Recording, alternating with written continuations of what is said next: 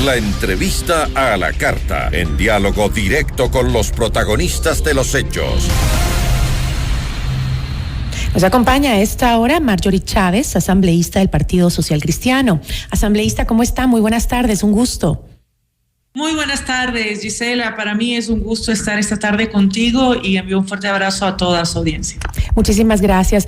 Marjorie, ¿es posible la autorregulación de los medios de comunicación? ¿Usted cree en ella? Gisela, el término lo usaron mucho, ¿verdad?, en el debate, al menos los opositores. Pero en realidad lo que nosotros incluimos en nuestro informe es el término corregulación.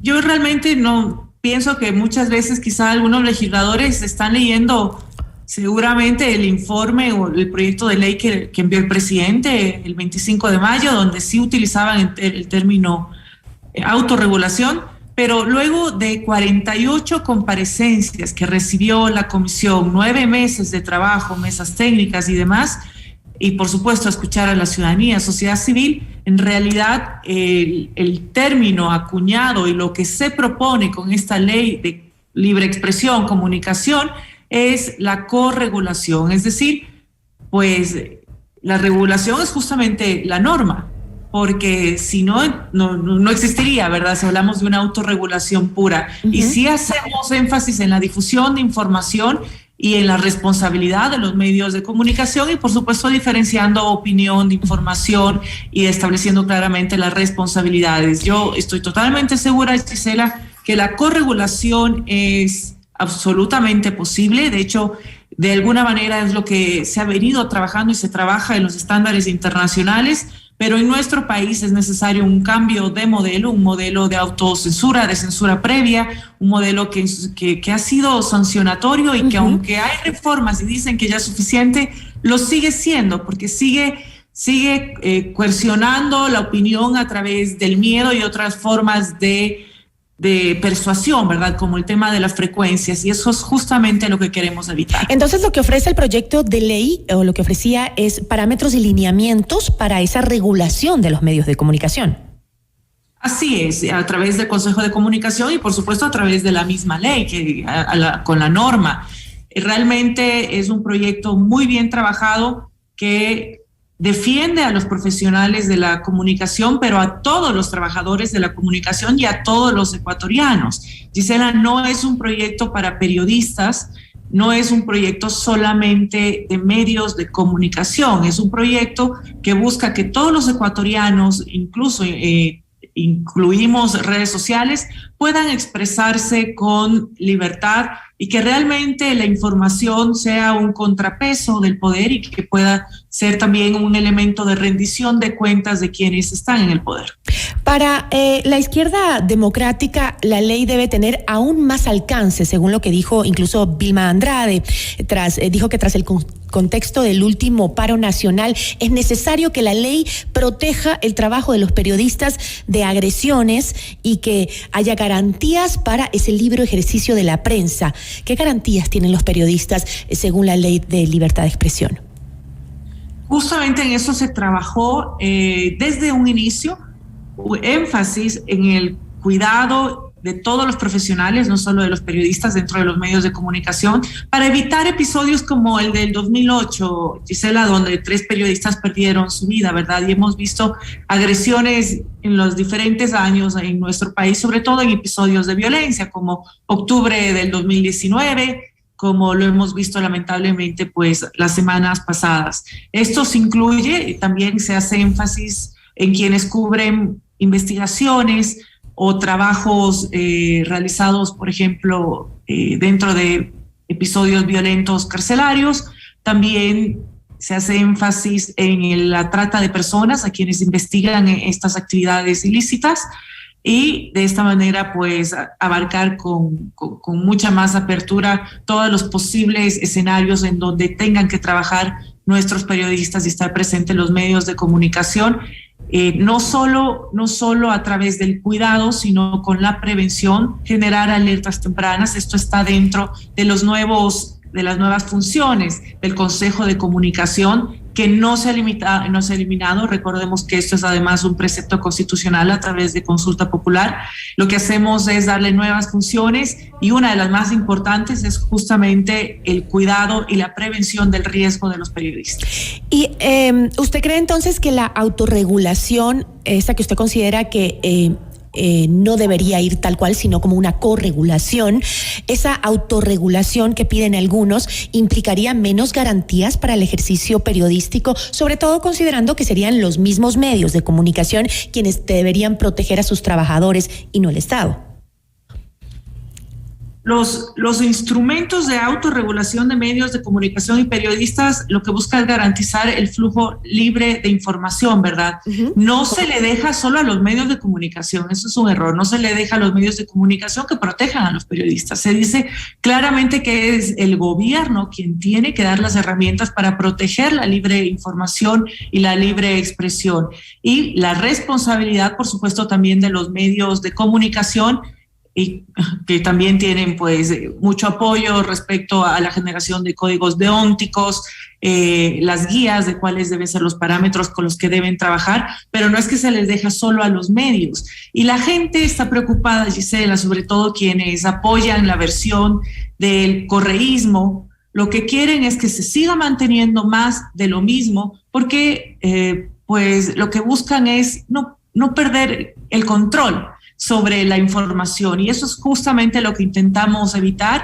Ellos quieren mantener además la censura indirecta a través del control del sorteo del espectro radioeléctrico, y por eso hemos tenido voces en contra que pues no quieren ceder, porque es ese punto el neurálgico. Quieren que se siga incluyendo dentro de una ley que es de libre expresión el espectro radioeléctrico y la publicidad. Algunos plantean, asambleísta, que habría que dividir las cosas, ¿no? Que no debería mezclarse el tema de la libertad de expresión con el tema de la regulación de las frecuencias.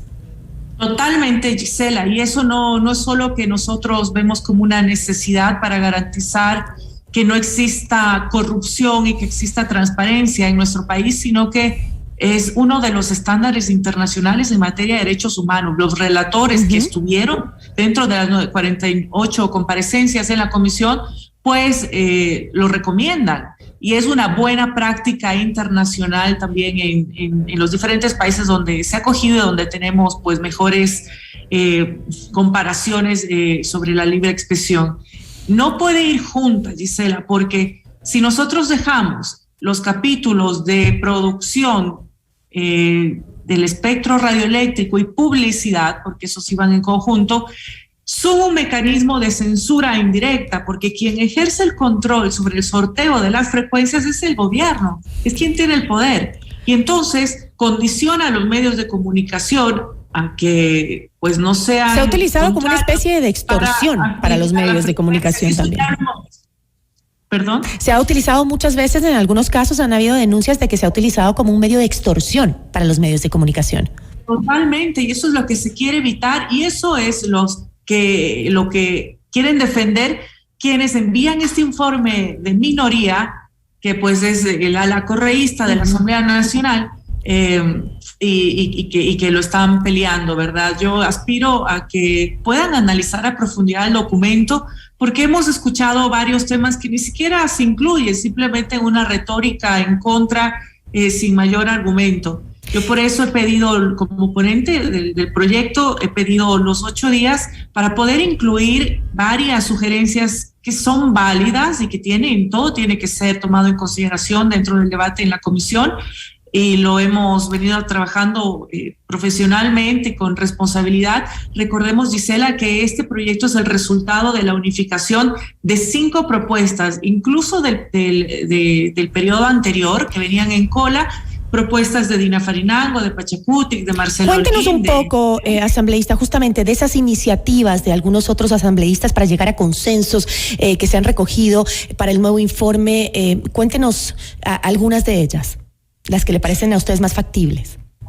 Bueno, sin duda, algunos de los proyectos repetíamos, digamos, varias intenciones, ¿verdad? Entonces, hay cosas que eran transversales, que estaban que eran comunes, como por ejemplo el hecho de que las sanciones pues no fueron productivas para la comunicación en el país, ¿verdad? Inclusive el correísmo, hasta en su discurso lo menciona, dice que pues ya sabemos que las sanciones no han sido algo positivo y que no es la manera, pero que no hay que dejar tampoco libertad, es su argumento.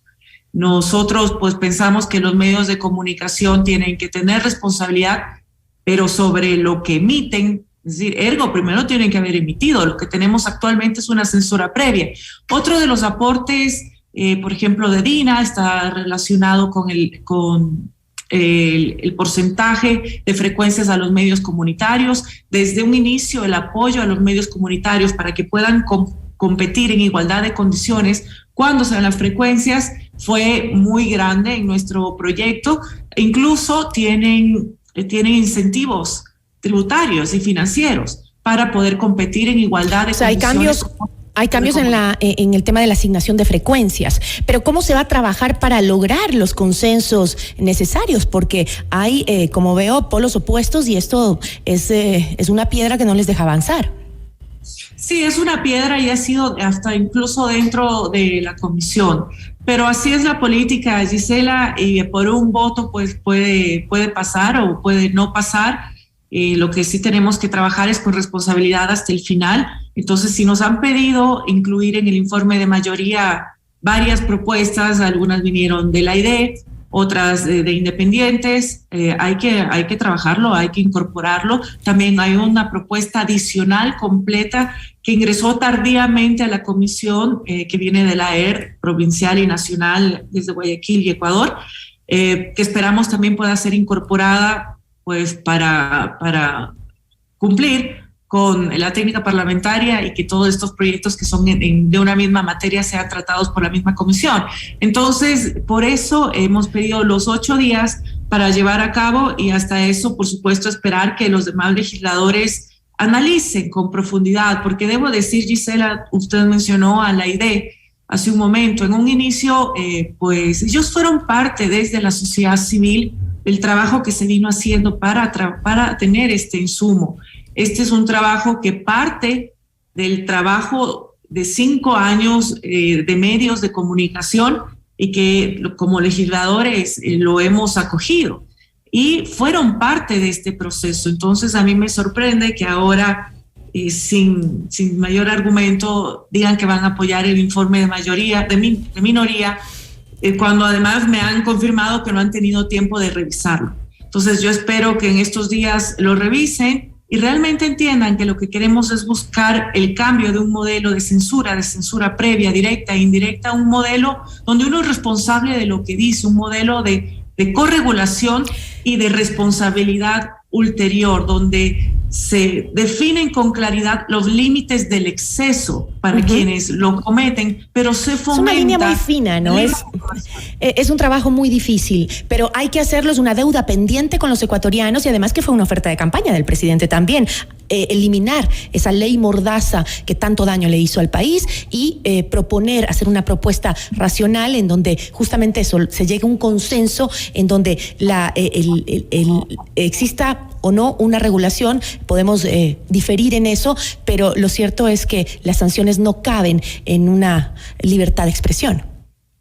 Absolutamente. Y hay una diferencia entre información y opinión. Se tiene que definir claramente cuál es el umbral de tolerancia. Quienes tenemos una exposición pública y verdad estamos al escrutinio público. Cuando escuchas los debates, Gisela, te das cuenta que los asambleístas hablan por su interés, porque hablan de la experiencia, cuando un medio le dijo algo que lo ofendió, y etcétera. Y lo que tenemos que entender los legisladores es que no estamos haciendo una ley para defenderlos a ellos de la opinión pública. Exacto, lo que usted dice es muy cierto. Hay una tolerancia o una sensibilidad muy frágil por parte de las personas cuando están en el espectro público. Y si estás ahí, tienes que aprender a tolerar la crítica, ¿no? Otra cosa es la ofensa y la crítica. La crítica es buena, es necesaria. Así es, está claramente definido. Los excesos, incluso, bueno, están las sanciones inclusive pecuniarias, penales, que ya constan civiles, en la ley. que tienen, que por supuesto también tienen que tener herramientas del ciudadano para protegerse, pero no es para proteger a los políticos en el ejercicio del poder, es justamente lo contrario, y quizás por eso, Gisela, les cuesta tanto.